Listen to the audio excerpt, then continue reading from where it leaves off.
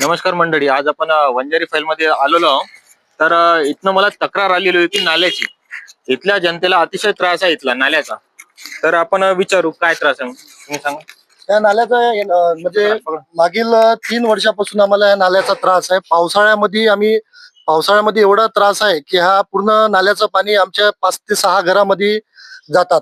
आम्ही नगरपालिकेला continue complaint केला आहे ना, म्हणजे 4 सीओ येऊन गेले नगरपालिकेला. तोपर्यंत कोणत्याही प्रकारचं कोणत्याही सीओनी दखल घेतलं नाही. शेवटी आम्हाला मग कलेक्टर ऑफिसला जायला लागलं. लोकशाही दिनामध्ये आम्ही तिथं तक्रार केली. त्या लोकशाही दिनामध्ये बी जे आपले पंकज आशिया साहेब होते त्यांनी दखल घेतली, पण दखल घेतल्यानंतरही तर कोणत्याच प्रकारची नगरपालिकेने यावर कारवाई केलेली नाही.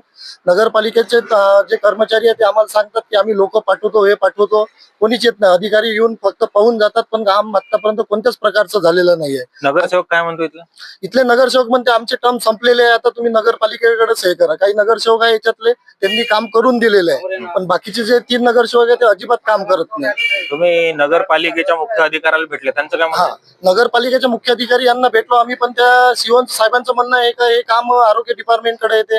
आरोग्य डिपार्टमेंटकडे गेलं तर हे काम म्हणतात तुम्ही बांधकाम विभागाकडे जा, आणि टोलवा टोलीची उत्तर जास्त देतात तिथं. म्हणजे 4 वर्षामध्ये आतापर्यंत काही तिथलं हे केलेलं नाही यांनी काम. जवळपास हे जे घर आहे बाजूनी, या घराच्या मागच्या साईडने तो नाला आजपर्यंत बनला नाही. बनला नाही. किती वर्ष झाली या गोष्टीला नाही म्हणता 15 ते 20 वर्ष झालेलं आहे. नाला तसाच आहे, आणि समोरील तो नाला पूर्णपणे बुजून टाकलेला आहे. अंडरग्राऊंड ड्रेनेजचं जे काम केलं होतं ते काम पण अपूर्ण आहे. ते काम न झाल्यामुळं काय झालंय, ते अंडरग्राऊंड ड्रेनेजमुळे तो नाला बुजवला आहे या लोकांनी, आणि ते पाणी संपूर्ण लोकांच्या घरात घुसत आहे. बघा कसं आहे, घराच्या मागच्या साईडला नाला आहे, त्या नाल्याचं पाणी पूर्ण घरात घुसते, तरी सुद्धा शासन प्रशासन काही दखल घेत नाही. आता तुम्हाला मागचा नाला दाखवतो कसा आहे, काय परिस्थिती आहे त्या नाल्याची. चला चला चला नाल्याकडे चला.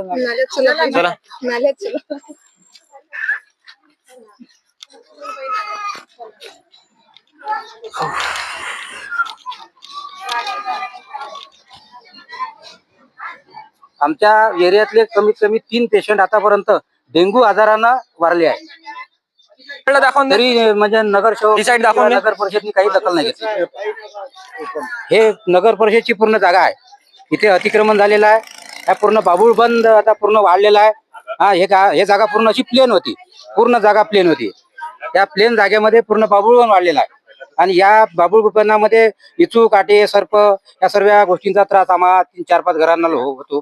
आणि तिकडे तो नाला पॅक झालेला आहे, त्या नाल्याचं पाणी पण जात नाही आहे समोर.